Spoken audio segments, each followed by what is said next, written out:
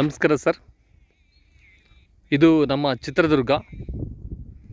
ಚಿತ್ರದುರ್ಗದ ಟೌನಿಂದ ನಾವು ಇಲ್ಲಿಗೆ 20 ಕಿಲೋಮೀಟರ್ ಬರಬೇಕು. 20 ಕಿಲೋಮೀಟರ್ಸ್ ಆಗುತ್ತೆ.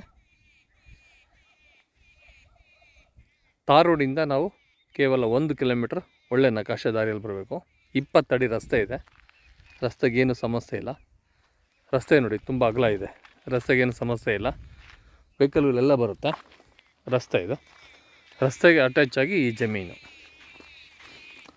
ತುಂಬ ಜನ ಕಾನ್ಸೆಪ್ಟ್ ಇಟ್ಕೊಂಡಿರ್ತಾರೆ, ಒಳ್ಳೆ ನನಗೆ ಒಂದು ಜಮೀನು ಬೇಕು, ನಮಗೆ ಖಾಲಿ ಜಮೀನಾದರೂ ಪರವಾಗಿಲ್ಲ, ನಾನು ಅದನ್ನೆಲ್ಲ ಡೆವಲಪ್ ಮಾಡ್ಕೊತೀನಿ ಅನ್ನೋರಿಗೆ ಈ ಒಂದು ಜಮೀನು 2 ಎಕರೆ ಬರುತ್ತೆ. General property.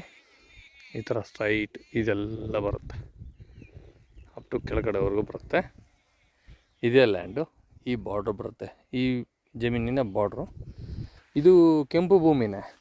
ಇದೆಲ್ಲ ಭೂಮಿ ಎಲ್ಲ ಚೆನ್ನಾಗಿದೆ. ಸ್ವಲ್ಪ ಎಲ್ಲ ಗಿಡ ಗಂಟೆಗಳೆಲ್ಲ ಕ್ಲೀನ್ ಮಾಡಿಸ್ಕೊಂಡು ಅಚ್ಚುಕಟ್ಟು ಮಾಡಿಕೊಂಡ್ರೆ ಭಾಳ ಚೆನ್ನಾಗಿರುತ್ತೆ. ಇದು ನಮ್ಮ ಚಳ್ಳಕೆರೆ ಚಿತ್ರದುರ್ಗ ಏನು ಸ್ಟೇಟ್ ಹೈವೇ ಇದೆಯೋ, ಕುಮಟಾ ಕಡಮರ್ಗು ಸ್ಟೇಟ್ ಹೈವೇ ಇದೆಯೋ, ಅಲ್ಲಿಂದ ಕೇವಲ ನಾವು ತಾರ್ ರೋಡಲ್ಲಿ 5 ಕಿಲೋಮೀಟ್ರ್ ಬರಬೇಕು. ನಂತರ ಈ ಜಮೀನು. ಚಿತ್ರದುರ್ಗಕ್ಕೆ 20 ಕಿಲೋಮೀಟ್ರ್ ಹೇಳಿದ್ದೀನಿ. ಚಳ್ಳಕೆರೆಗೆ ನಮಗೆ 15 ಕಿಲೋಮೀಟ್ರ್ ಆಗುತ್ತೆ. ಕೆಂಪು ಭೂಮಿ, ಸ್ಕ್ವೇರ್ ಇದೆ ಭೂಮಿ.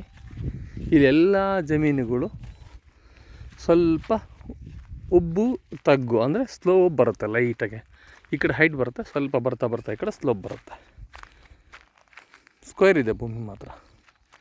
ಏನು ಗಿಡ ಗಂಟೆ ಇದೆಯೋ ಇದೆಲ್ಲ ಕ್ಲೀನ್ ಮಾಡಿಸೋಣ, ನೀಟಾಗಿ ಕೊಡೋಣ ಅಂತ ಜಮೀನು. ಇದು ಜಮೀನು ನಾರ್ಮಲ್ ಒಂದು ಪ್ರೈಸಲ್ಲಿ ಅಂದರೆ ಒಂದು 12.5 ಇದು ಫೈನಲ್ ರೇಟ್ ಆಗುತ್ತೆ. ಇಲ್ಲೆಲ್ಲ 15, 17, 18, 20 ಹೋಗ್ತಾ ಅಂತ ಜಮೀನು 1 ಎಕರೆ. ಇದು ನಿಮಗೆ ಫೈನಲ್ ರೇಟ್ 12ವರೆಗೆ ಫೈನಲ್ ಆಗುತ್ತೆ. ಇದು ಅದಕ್ಕಿಂತ ಕಡಿಮೆ ಅಂತೂ ರೇಟಲ್ಲಿ ಯಾವುದೇ ಕಾರಣಕ್ಕೂ ಆಗೋದಿಲ್ಲ. ಕೆಂಪು ಭೂಮಿ. ತುಂಬ ಜನ ಕಾನ್ಸೆಪ್ಟ್ ಇರುತ್ತೆ, 2 ಎಕರೆ ಜಮೀನಿದ್ದರೆ ಎಲ್ಲ ನೀಟಾಗಿ ನೋಡ್ಕೊಂಡು ಮಾಡ್ಕೊಳ್ಳೋಣ ಅನ್ನೋ ಕಾನ್ಸೆಪ್ಟ್ ಇದ್ದವ್ರಿಗೆ ಮಾತ್ರ ಈ ಜಮೀನು. ಜನರಲ್ ಪ್ರಾಪರ್ಟಿ ಸ್ಕ್ವೇರ್ ಆಗಿದೆ ನೋಡಿ, ರಸ್ತೆ ಅಟ್ಯಾಚ್ ಆಗಿದೆ.